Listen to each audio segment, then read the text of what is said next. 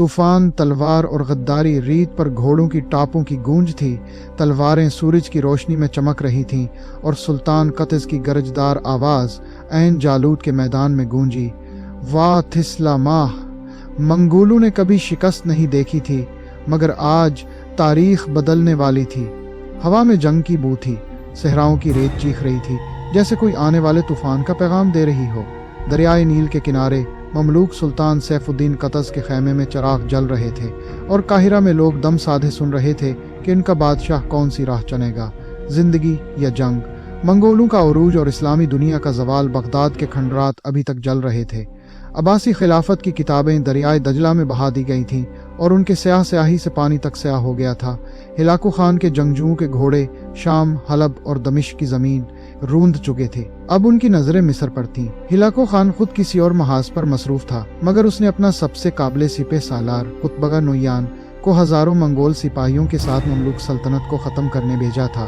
مصر کے دربار میں خوف کے سائے پھیل گئے تھے۔ کچھ نے کہا سلح کر لو، منگولوں کے سامنے کھڑے ہونے کا کوئی فائدہ نہیں۔ مگر پھر ایک شخص اٹھا، اس کی آنکھوں میں شعلے تھے، آواز میں عزم تھا۔ یہ سلطان سیف الدین قطز تھا۔ اگر آج ہم جھک گئے تو کل ہماری گردنیں کاٹ دی جائیں گی۔ اگر مرنا ہی ہے تو میدان جنگ میں مریں گے۔ سپہ سالار بیبرس اور فیصلہ کن جنگ قطز نے اپنے سب سے بہادر جرنیل رکن الدین بیبرس کو بلایا۔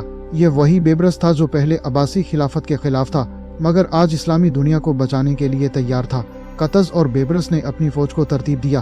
سپاہیوں کے سینے تنے ہوئے تھے، نیزے تلواروں سے جڑے تھے اور ہر ایک کے دل میں ایک ہی خیال تھا، یہ جنگ صرف مصر کی نہیں بلکہ پورے عالم اسلام کی تھی۔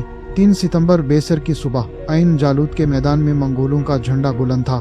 سورج کی روشنی ذرا بختر پر پڑ کر چمک رہی تھی اور زمین منگول گھوڑوں کی ٹاپوں سے لرز رہی تھی۔ قطبگہ نے سب سے پہلے حملہ کیا۔ منگول تیر اندازوں کی بارش ہوئی، مگر بیبرس نے ایک چال چلی۔ اس نے اپنی فوج کو تھوڑا پیچھے ہٹنے کا حکم دیا تاکہ منگول سمجھیں کہ مملوک پسپا ہو رہے ہیں۔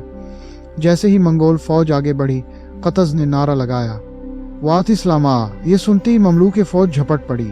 3 طرف سے منگولوں کو گھیر لیا گیا۔ قطبگہ نے اپنی فوج کو جمع کرنے کی کوشش کی، مگر اب دیر ہو چکی تھی۔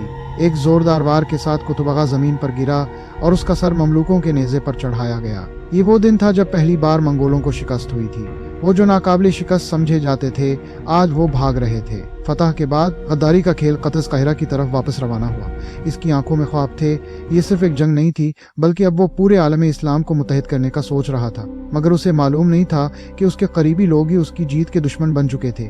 بیبرس، جو جنگ میں قطز کا دایاں ہاتھ تھا، وہ خود مملوک سلطنت کا سلطان بننا چاہتا تھا۔ راستے میں جب قطز اپنے لشکر کے ساتھ مصر کے قریب پہنچا تو ایک دن شکار کے دوران بیبرس نے اسے تنہا پا لیا۔ معذرت اے سلطان، بیبرس نے کہا اور اپنی تلوار قطز کے سینے میں گھونپ دی۔ قطز حیرت سے پیچھے ہٹا، اس کی آنکھوں میں بے وفائی کا درد تھا۔ وہ لڑکھڑایا، زمین پر گرا اور آخری بار بولا، بیبرس، کی میری جیت کی قیمت تھی؟ بیبرس نے کوئی جواب نہ دیا۔ اس کے چہرے پر سکون تھا، وہ جانتا تھا کہ اب مصر کی بادشاہت اس کی ہوگی۔ انجام، ایک داستان جو ہمیشہ زندہ رہے گی۔ بیبرس بعد میں مصر کا سلطان بن گیا اور مملوک سلطنت کو مزید طاقتور بنایا، مگر تاریخ نے ہمیشہ اسے اس شخص کے طور پر یاد رکھا جس نے اپنے ہی سلطان کو قتل کر دیا۔ مگر ایک چیز جو کبھی نہیں مٹی، وہ چیخ تھی جو عین جالوت کے میدان میں گونجی تھی، واؤت اسلامہ! یہ چیخ ایک داستان بن گئی، ایک یاد بن گئی اور ہر اس انسان کے دل میں بستی رہی جو آزادی اور غیرت کے لیے لڑنے کو تیار تھا۔